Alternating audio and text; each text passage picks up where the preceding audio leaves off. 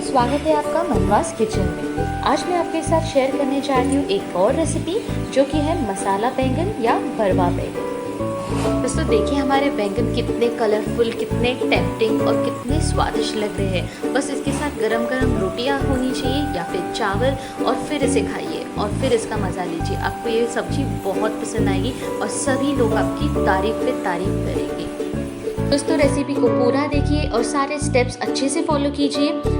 और अगर आप हमारे चैनल पे पहली बार आए हैं तो प्लीज़ हमारे चैनल को सब्सक्राइब कीजिए।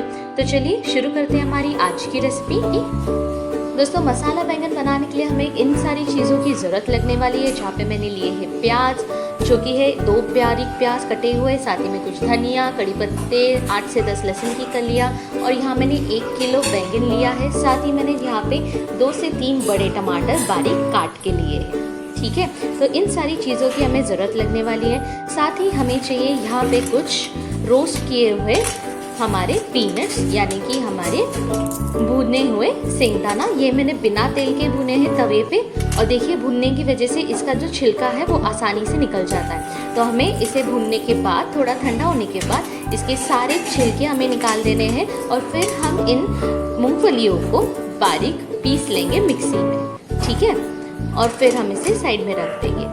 अभी मैं आपको दिखा देती हूँ कि हमें बैंगन को किस तरह काटना है। देखिए हमें बैंगन के साइड की जो ऐसी चीज़ें हैं वो सारी हमें निकाल देनी है। देखिए इस तरह से, और ऊपर से थोड़ा सा ही हमें इसके कांटे निकालने के बाद थोड़ा सा ही हमें उसका जो डंडी है वो कट करना है। पूरा डंडी कट मत कीजिए, ठीक है। देखिए इस हिसाब से, और फिर हम इसके 4 हिस्से करेंगे। देखिए, और पूरा कट नहीं करना है, मैंने बस इसे अच्छे से ओपन कर लिया है।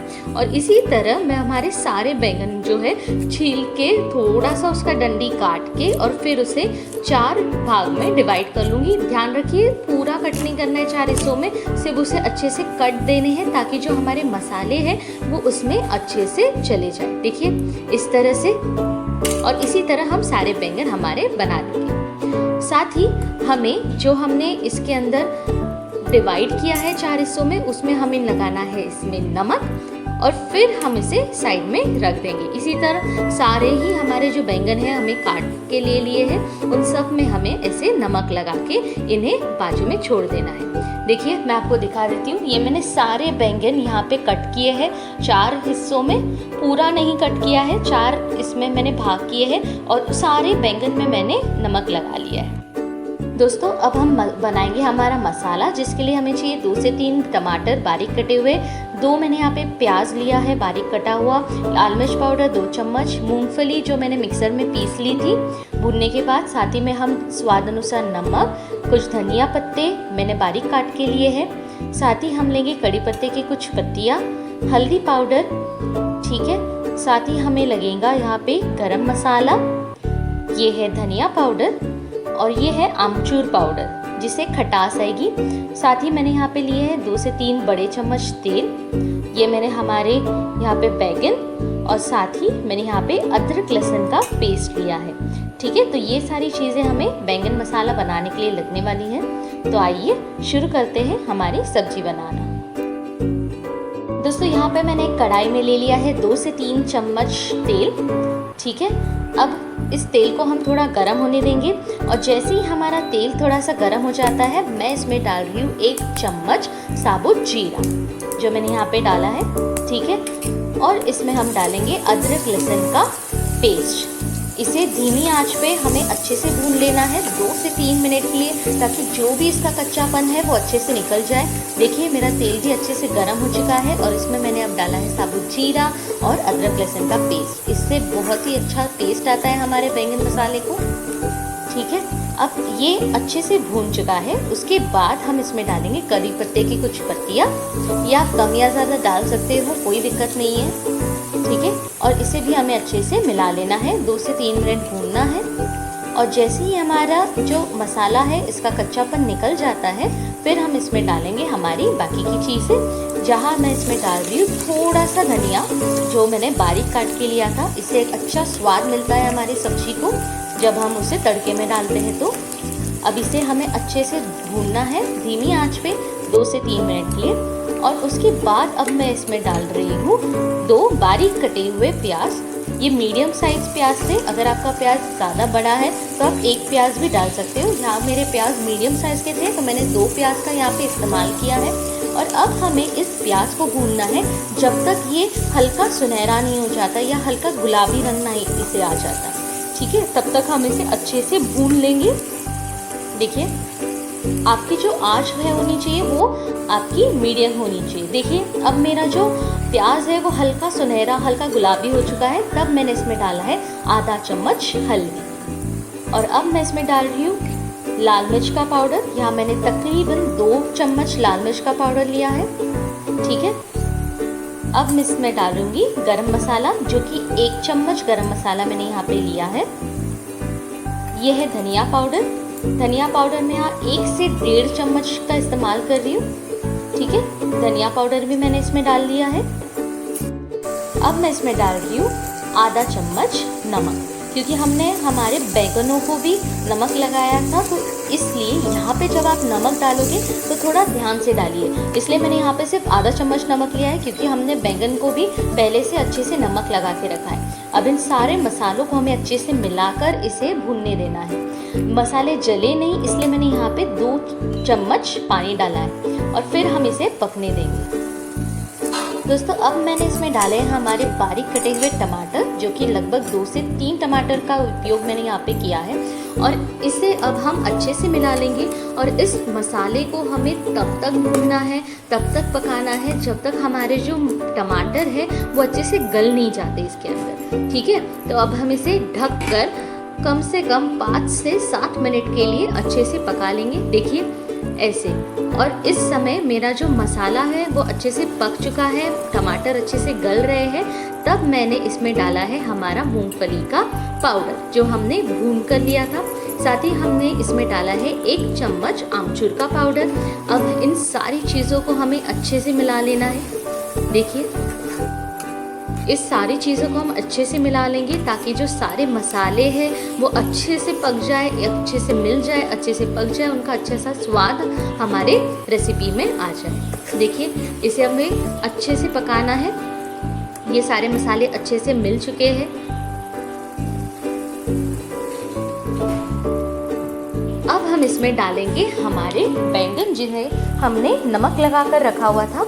देखिए अब हम इसमें डालेंगे हमारे बैंगन। सारे बैंगन हम इसमें डाल लेंगे और हमें हमारे बैंगनों को हमारे इस मसाले में ही पकाना है, जिससे हमारी सब्जी का जो स्वाद है वो बहुत ही अच्छा आता है उससे।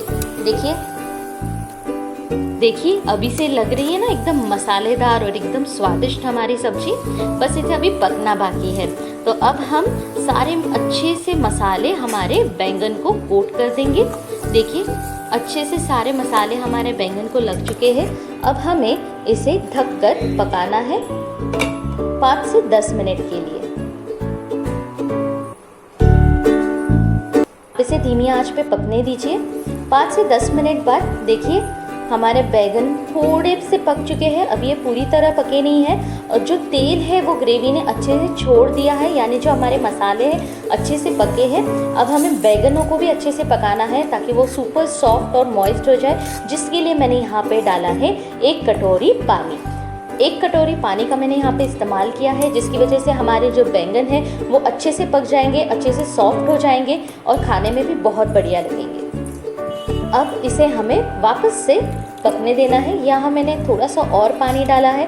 ये मैं अपने हिसाब से कंसिस्टेंसी बना रही हूँ। अगर आपको ज़्यादा गाढ़ा पसंद है तो आप कम पानी डालिए, लेकिन कम से कम 1 कटोरी पानी का इस्तेमाल आप ज़रूर कीजिए।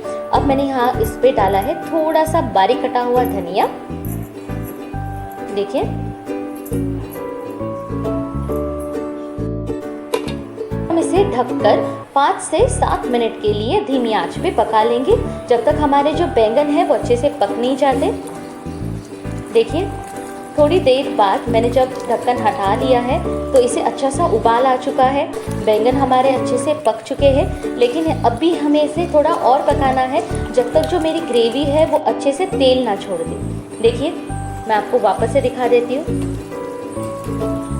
ये देखिए मेरी ग्रेवी अब अच्छे से पक रही है, मेरे बैंगन भी अच्छे से पक चुके हैं और जो सब्जी है उसने तेल छोड़ना शुरू कर दिया है। इसका मतलब जो हमारी सब्जी है वो अभी अच्छे से तैयार हो गई है। देखिए अब इसने साइड से पूरा अच्छे से तेल छोड़ दिया है, यानी कि मेरे बैंगन अभी लगभग अच्छे से पक चुके हैं, अच्छे से सॉफ्ट हो चुके हैं। अब इस स्टेज पे हम इसमें डालेंगे कस्तूरी मेथी और इस कस्तूरी मेथी को मैंने हाथ पे अच्छे से रगड़कर फिर इसमें डाला है। ऐसा करने से जो कस्तूरी मेथी का स्वाद है वो और ज़्यादा निखर के आता है। तो जब भी आप कस्तूरी मेथी का इस्तेमाल करें तो उसे हाथ पे क्रश करके डालिए। और मैंने बचा हुआ सारा धनिया भी अब इसमें डाल दिया है। हमारी सब्जी लगभग अच्छे से पक चुकी है, अच्छे से हो चुकी है। अब इस समय आप अपना गैस जो है बंद कर सकते हो।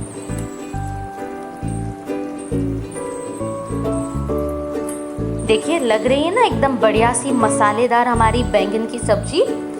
देखिए अब आप आपका जो गैस है उसे बंद कर दीजिए और देखिए थोड़ा बंद करने के बाद गैस और 5 मिनट बाद आपको और ज़्यादा तर्री और ज़्यादा तेल अच्छे से छूटा हुआ दिखेगा आपकी सब्जी में। और फिर हमने इसे सर्विंग बोल में निकाल लिया है। देखिए कितनी बढ़िया लग रही है हमारी सब्जी, कितनी मसालेदार और कितनी चटपटी सी है और ये खाने में भी बहुत अच्छा स्वाद देती है। आप इसे ज़रूर ट्राई करिएगा गर्मा गर्म रोटियों के साथ या चावल के साथ, आपको जैसा पसंद हो आप इस सब्ज़ी को ज़रूर ट्राई करिए और ज़रूर इसका आप स्वाद चखिए, आपको ये ज़रूर पसंद आएगी। तो दोस्तों अगर आपको हमारा ये वीडियो पसंद आया हो, अगर आपको हमारी ये रेसिपी पसंद आई हो तो प्लीज़ हमारे इस वीडियो को लाइक कीजिए, शेयर कीजिए और चैनल को ज़रूर सब्सक्राइब कीजिए ताकि हमारे सारे अच्छे वीडियोस आप तक हमेशा पहुंचते रहे। तो दोस्तों मिलते हैं अगले वीडियो में एक नई रेसिपी के साथ, तब तक के लिए धन्यवाद। Thank you.